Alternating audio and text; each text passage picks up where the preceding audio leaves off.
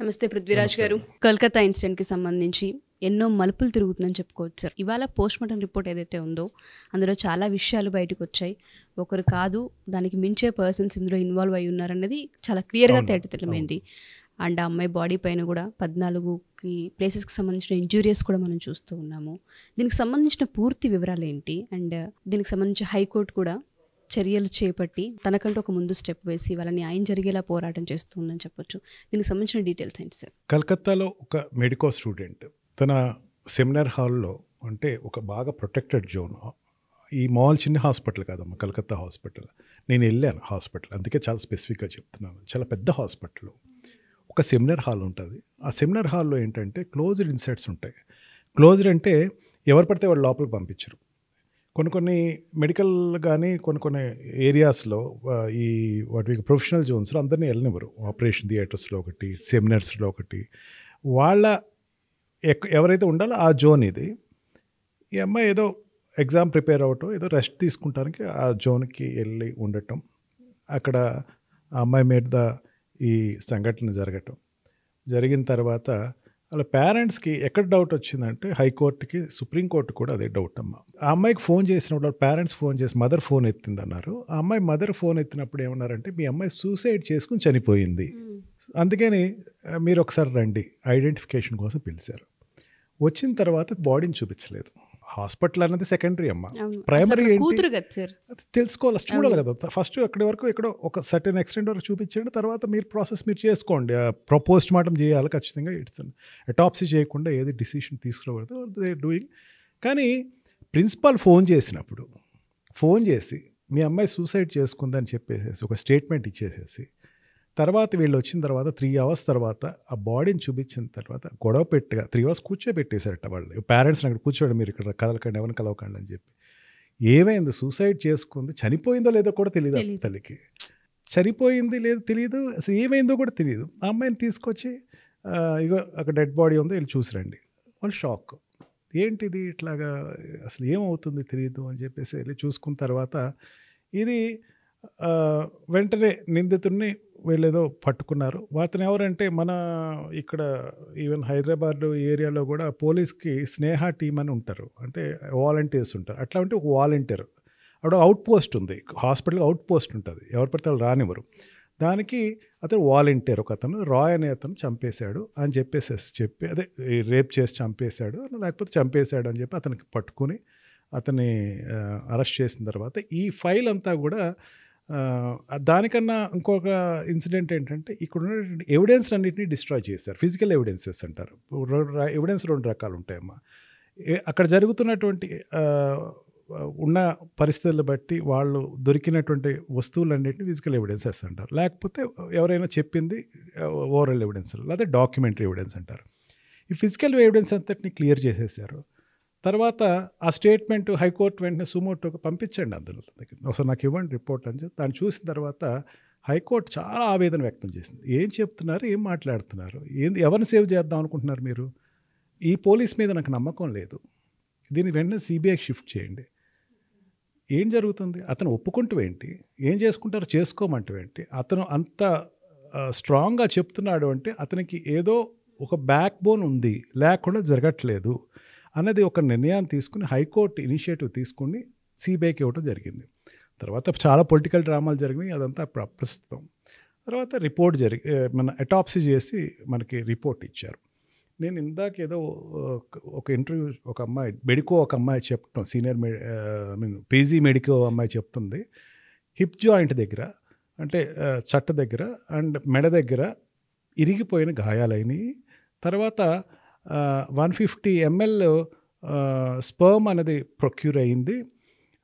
And లోపల అనేకమైన bleeding injuries అయినాయి. ఇంకా ప్రైవేట్ పార్ట్స్ దగ్గర అయితే చాలా విచ్ఛిన్నం జరిగింది. అండ్ బ్లడ్ అయితే విపరీతంగా కారింది, కన్ను దెబ్బతింది, చెవు దెబ్బతింది, పెదాలు బాగా 14 గాయాలు పెదాల మీద, బొగ్గ మీద జరిగినాయి. ఇవన్నీ కలిపి ఇన్ని గాయాలు అయినాయి అని ఒక లెక్క ఏదో చెప్పారమ్మా. ఆ అమ్మాయి చెప్తూ ఏంటంటే హిప్ జాయింట్ మీద తగిలింది, బ్యాక్ ఇక్కడ నెక్ దగ్గర ఇరిగినటువంటి గాయం మామూలుగా ఒక వ్యక్తి చేయలేడు, ఒక వెళ్తున్నటువంటి లారీ గుద్దితే అంత బ్రేక్ అవుతుంది. అంటే ఒక ఫోర్స్ ఉంటుంది అనుకోండి, ఇది ఇంత ఇట్లా కొడితే ఇంత ఒక నష్టం జరుగుతుంది అనుకోండి. అదే ఒక బస్సు గుద్దితే ఒక నష్టం జరుగుతుంది అనుకో, దాంతో కంపేర్ చేసింది ఆ అమ్మాయి. ఒక లారీ గుద్దితే ఏ రకంగా అయితే ఇరుగుతుందో ఆ రకంగా అమ్మాయి భాగాలు ఇరిగినాయి అంది. అంటే ఇన్వెస్టిగేషన్ ఇంకా ఎంత స్ట్రాంగ్ ఎల్బీస్ ఇస్తుందో ఆలోచించండి.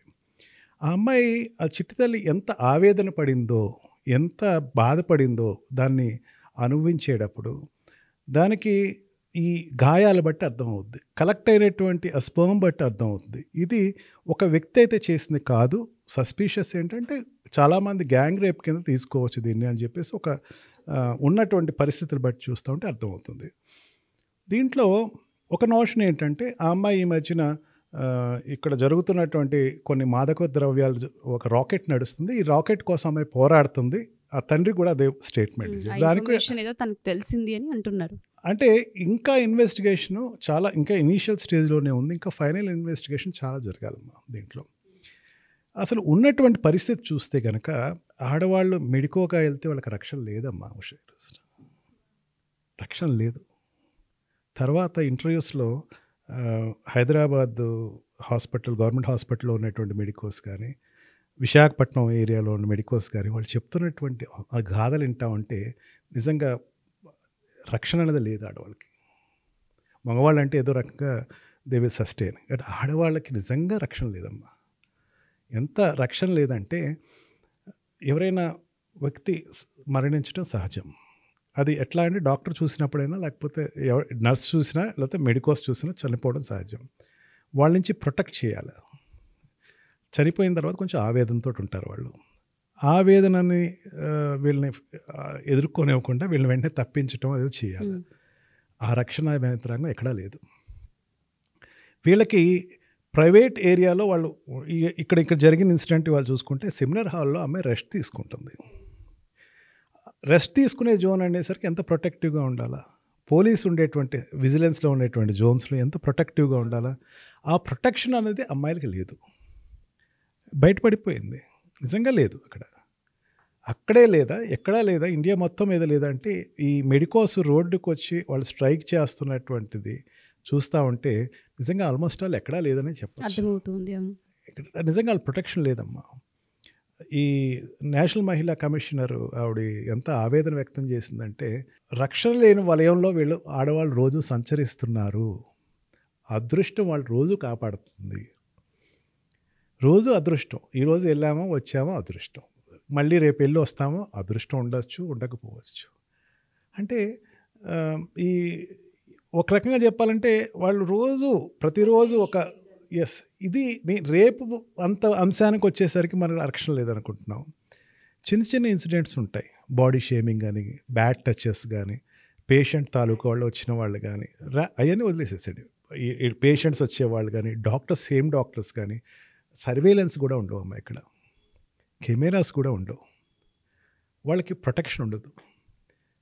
వాళ్ళు ఏంటంటే గాల్లో దీపం పెట్టి ఉంటున్నారు. ఇటువంటి వ్యవస్థ ఇదొకటే కదమ్మా, చాలా వ్యవస్థలు ఉన్నాయి. కానీ ఈ వ్యవస్థ, వైద్య రంగ వ్యవస్థ అన్న దాంట్లో ఖచ్చితంగా ఆడవాళ్ళకి రక్షణ ఉండాలి. లేకపోతే వాళ్ళ కూతుర్లు చాలామంది అమ్మ, ఇదివరకు నేను లా చదివే టైంలో అబ్బాయి అయితే ఇంజనీరింగ్ చేద్దాం, అమ్మాయి అయితే డాక్టర్ చేద్దాం అనేది పరిపాటు ఉండేది. ఇప్పుడు కొంచెం ఎడ్యుకేషన్ ప్యాటర్న్స్ మారిపోయినాయి. ఆడవాళ్ళు చదువు పంపిస్తున్నారు అంటే కంప్లీట్ అయ్యి ఎంబీబీఎస్ కంప్లీట్ అయ్యి ఎంఎస్ లేకపోతే ఎండిహెచ్ కంప్లీట్ చేసిందంటే చాలా అదృష్టవంతురాలు. ఎటువంటి పులికి, సింహాలకి, మనుషుల్లో ఉండేటువంటి సింహాలకి బలవకుండా అమ్మాయి వెనక్కి వచ్చింది. అంటే ఎంత దారుణమో, దయానీకమైన పరిస్థితిలో ఉన్నాం మనం. ఈ వ్యవస్థ ఇంత దారుణంగా ఉంటే ఎవరికాళ్ళు పొలిటికల్ లైన్స్ చూసుకుంటున్నారు. నిజంగా ఆశ్చర్యం అనిపిస్తుంది. అసలు 3 గంటలు కూతురు చనిపోయిందని ఒక చిన్న వార్త ఇచ్చి పిలిపించి వాళ్ళ దగ్గర వెయిట్ చేయించారంటే ఆ 3 గంటల్లో వాళ్ళ మానసిక పరిస్థితి ఏమై ఉండొచ్చు, ఎలా చూడాలి అంటారు? దాంతోపాటు అమ్మాయిని చూసే టైంకి సెమీ డ్రెస్తో ఆడపిల్ల ఉందని చెప్తున్నారు. ఫస్ట్ నేను మళ్ళీ అక్కడికే వస్తున్నా. ప్రిన్సిపల్ ఫోన్ చేసి మీ అమ్మాయి సూసైడ్ చేసి చనిపోయింది అని చెప్పాడు. చనిపోయిన తర్వాత ప్రిన్సిపల్ అక్కడ రిజైన్ చేస్తాడు, మళ్ళీ ఇంకో కాలేజీలో జాయిన్ అయిపోయాడు. ఏంటి అంటే ఏమి మెసేజ్ మీరు ఇస్తున్నారు? పొలిటికల్గా ఎంత సేఫ్ గార్డ్ చేయడానికి ఒక వ్యక్తిని, ఒక దుర్మార్గులైన వ్యక్తుల్ని వాళ్ళ కూతురు లేరా? సూసైడ్ చేసి చనిపోయిందంటే జనరల్గా ఏమో ఒక ట్రామా ఉంటుంది. సూసైడ్ చేసి చనిపోయిందంటే ఏమైంది, ఎవరైనా లవ్ ఫెయిల్యూర్ అయిందా, లేకపోతే మేమేమైనా సరిగ్గా చూడలేదా, లేకపోతే ఇంట్లో ఏమైనా తిట్టామా అయిందా అని చెప్పేసి ఒక ట్రామాతోటి వెళ్తారు. సడన్గా సూసైడ్ కాదు మీ అమ్మాయి రేప్ అయిందంటే ఒక్కసారి తట్టుకోలేరమ్మా. అసలు అది ఒక ఆడపిల్ల తండ్రిగా చెప్తున్నానమ్మా, వాళ్ళ కూతురు ఎంత నరక వేదన అనుభవించింది, ఎంతమంది ఆ అమ్మాయిని దారుణంగా పువ్వుని నలిపి చంపేసేసిన సంఘటన అమ్మ. నిజంగా ఏ ఆడపిల్ల తండ్రికి రాకూడదమ్మా ఈ పరిస్థితి. నిజంగా ఇది ఆ పరిస్థితి ఇప్పుడు కలకత్తాలో జరిగిన ఒక ఇన్సిడెంట్ ఇండియా అంతా మూవ్ అయిందంటే ఇంకా తర్వాత ఇంకా దారుణమైన విషయం ఏంటంటే ఉషా, ఏదో నిరసన చెప్పడానికి వెళ్తున్నారు, వాళ్ళు కంట్రోల్ చేయాలి, వాళ్ళ మీద లాఠీ చార్జ్ చేశారు పోలీసులు, ఇంకా రెచ్చిపోయారు జనాలు. ఇదంతా చూసి సుప్రీంకోర్టు సుమోటో తీసుకుంది కేసు. అంటే సిబిఐకి ఇచ్చారు, సిబిఐకి ఇవ్వద్దు అని రాష్ట్ర ప్రభుత్వం యొక్క ఆందోళన మొదటి నుంచి సిబిఐకి వెళ్ళింది. తర్వాత లేదు నేను చూడాలి, ఇది ఇన్సిడెంట్ నేను చూడాలని చెప్పేసి చీఫ్ జస్టిస్ చంద్రచూడ్ గారు నేను చూస్తాను ఇది, ఆ కేసు వెంటనే సుప్రీంకోర్టు పంపించాడు, సుమోటో తీసుకోండి దాన్ని, నేను దీన్ని వదలదలుచుకోలేదు అని చెప్పేసి ఆయన ఒక ఇనిషియేటివ్ తీసుకోవడం అనేది నిజంగా ఆ తండ్రికి ఆ తల్లికి కొంత ఉపశమనం లభించినట్టు అని చెప్పొచ్చు సార్. ఇంకే ఆడపిల్లకు కూడా ఇటువంటివి రాకూడదు. మీరు అన్నట్టుగా సుప్రీంకోర్టు చర్య తీసుకోవడం, హైకోర్టు చర్య తీసుకోవడం అనేది నిజంగా వాళ్ళు ఒక ఇనిషియేటివ్ తీసుకున్నారు కాబట్టి. ఒక చిన్న విషయం చెప్తాను క్లోజ్ చేసేటప్పుడు, నిర్భయ కేసుని దీన్ని ఒకసారి కంపేర్ చేస్తానమ్మా. నిర్భయ కేసులో కూడా ఆ అమ్మాయి బస్సులో వెళ్ళింది, రేప్ జరిగింది, ఆ అమ్మాయి ఆ టైంలో బస్సులో ఎందుకు వెళ్ళాలి అని ఒక వితండవాదన బయటకు వచ్చేది. ఇప్పుడు ఈ కేసులో కూడా ఈ అమ్మాయికి ఏదో రిలేషన్ ఉంది, ఏదో డ్రగ్ ఏదో వ్యతిరేకిస్తుంది, గొడవ పెడుతుంది, సైడ్ ట్రాక్ చేసేటువంటి ఒక కొంత దుస్థితిని చూపిస్తున్నాం, పొలిటికల్ లెండ్స్ని చూపిస్తున్నాం. రెండు ఒకే ప్యారలల్గా నడుస్తున్నాయమ్మా. అంటే తప్పించుకునే ధోరణి, తప్పించాలని ప్రయత్నం ధోరణి, రెండు కూడా అటువంటిది. నిర్భయాలో అయితే ఆ అమ్మాయి అబ్రాడ్ తీసుకెళ్ళి అక్కడ చేసిన ట్రీట్మెంట్ లాస్ట్ మూమెంట్ వరకు అందరూ కొవ్వొత్తులు పెట్టుకుని ఎదురు చూసి వెయిట్ చేసి చనిపోయింది అనేసరికి అమ్మాయి చల్లని కోమాలో ఉండిపోయింది, చనిపోయింది అనేసరికి ఇమీడియట్గా యాక్ట్ తీసుకొచ్చారు. మెడికోస్ అండ్ ఆడవాళ్ళు ఎక్కువ వర్క్ చేసేటువంటి జోన్స్, ఫ్యాక్టరీస్లో ఏదైతే ఉందో ఖచ్చితంగా ఒక ప్రొటెక్షన్ యాక్ట్ అయితే వాళ్ళకి సపరేట్ ఒక పోస్కో యాక్ట్ ఎట్లాగో అట్లా వీళ్ళకి కూడా ఒక యాక్ట్ కావాలమ్మా మెడికోస్కి, లేకపోతే ఆడవాళ్ళు వర్క్ చేయలేరు. చాలా కష్టం, యాక్ట్ అనేది కావాలి, ఖచ్చితంగా కావాలి. అండ్ ఇంకొంచెం ముమ్మరం చేసి కేసుకి సంబంధించి వెనకాల ఎవరున్నారన్న డీటెయిల్స్ కనుక పూర్తిగా రాబట్టగలిగితే ఇంకొంతమంది మెడికోస్ లైఫ్స్ అయినా సేవ్ చేయగలుగుతాం మనం. చిన్న విషయం కాదు సార్ ఇది. అంత పెద్ద హాస్పిటల్లో, అన్ని లక్షల మంది పనిచేసే హాస్పిటల్లో ఒక ఆడపిల్లకి ఇలా జరిగింది అంటే దీని వెనుక పెద్ద చెయ్యి, పెద్ద హస్తాలు ఉన్నాయనేది చాలా క్లియర్గా మనకు కనిపిస్తున్న పిక్చర్ ఇది. బట్ ఈ ఇన్వెస్టిగేషన్ ఏదైతే ఉందో ఇంకొంచెం ముమ్మరం చేయాలి. ఈ సుప్రీంకోర్టు, హైకోర్ట్స్ ఎవరైతే ముందుకు వచ్చారో వీళ్ళ చర్యలు ఇంకా ముందుకు తీసుకెళ్లాలని, సపోర్ట్ చేయాలని, న్యాయం జరిగే వరకు అసలు వదలకూడదనే కోరుకుందాం, జస్టిస్ జరగాలని కోరుకుందాం. Thank you sir, thank you so much.